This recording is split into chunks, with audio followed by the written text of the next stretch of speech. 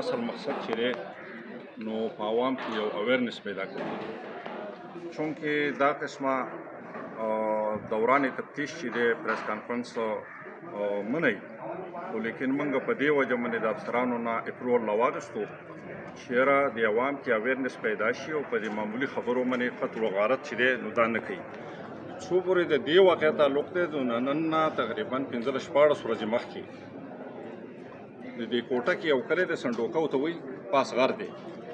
نو په هغې کې د دې فریقینو په دې خبره باندې شر شدت راغی. دا کوم مقتول پارټي چې ده ظاهر خان چې دی کوم چې قتل شوی دی، دې ظاهر خان اکسیویټر راویستو د دې حالیه بارانونو په وجه باندې دا روډ لږ خراب شوی نو هغې صفایي کوله. نو په دې کې ورپسې دا ملزمان پارټي چې ده دا رالو، یو محمد اقبال نوم دی، د یو چې دی نو سلطان غني دی او د پلار نوم یې لال غني دی. دا درې واړه دوه چې دي نو زامني دي او یو یې پلار دی. دوی ورپسې رالو نو هغه اکسیویټر یې وله ودرو چې دا صفایي به نه کوي. په دې باندې د دوی اپس کې تو مې رالو او چې راله نو دي ظالمانو په هغې باندې فایر وکړو او هغه یې په موقع باندې یو یې قتل کړو، ظاهر خان پکې قتل شو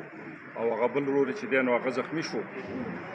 نو د دې خلاف چې دی نو مقدمه درج شوه. دیو په دغه وخت باندې فوري طور لکه هغه خو غر دی نو چې 2-2.5-3 غنټې لاره ده په لاره چې ځې ورته نو دي لاړه وتښتېده روپوش شو. خو بیا پولیس سټرګل وکړه او کوشش یې وکړو، انتک محنت یې وکړو او دا یې ارسټ کړه. ستاسو د مخې دي د دې نه فردر تفتیش جاري دی چې څه راشي نو هغه به انشاءالله بیا ستاسو د مخې عوام د مخې به وي. خو موږ ستاسو په دې وساطت باندې عوام ته دا یو میسیج ورکوو، دا پریس کانفرنس د دې دپاره کوو چې تاسو کې لږ باندې آګاهي پیدا شي، اویرنس پیدا شي چې دومره معمولي خبره باندې دا کم ځای کې چې دا روډ صفا کوو نو دغه ځای به زه وایم چې ټول د 2 لکو روپو نه وي، دا کم چې روډ صفا کوو او د 2 لکو روپو یا د 3 لکو روپو یا د لاک روپو په وجه باندې یا د دې نه یې باو شو. د انسان قتل چې دی نو دا ډېره ناجایزه ده، ډېر ظلم زیاتی کړی دی، ځکه د هغه بچي یتیمانان پاتې شو، د هغه چې دی نو ښځه کونډه شوه. نو موږ عوام ته ستاسو په وساطت باندې دا کوو چې تاسو ټوپک رالی او بل وجنئ. نو اول نه کوشش دا کوئ چې یاره دا روز بیا په موږ باندې هم راتلی شي، دا قید و بند به دا مختلف مراحل به دا دشمنیانې به جوړېږي. یو د قتل وقوع وشي و په هغې کې موږ ته اطلاع میلاو شوه، هغه اسپاټ ته موږ ورسېږو نو په هغې کې موږ هغه کوم چې دغه اسپاټ ملاحظه کړو بیا یې هلته کې په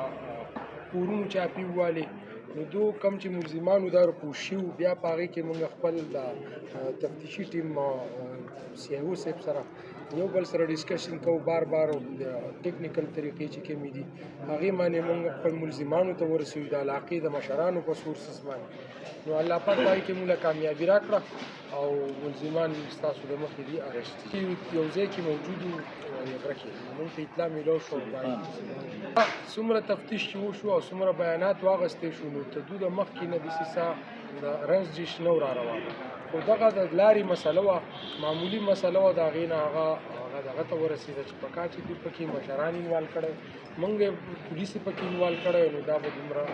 غټه مسله داسې چلو چې دا کلی فایر وشو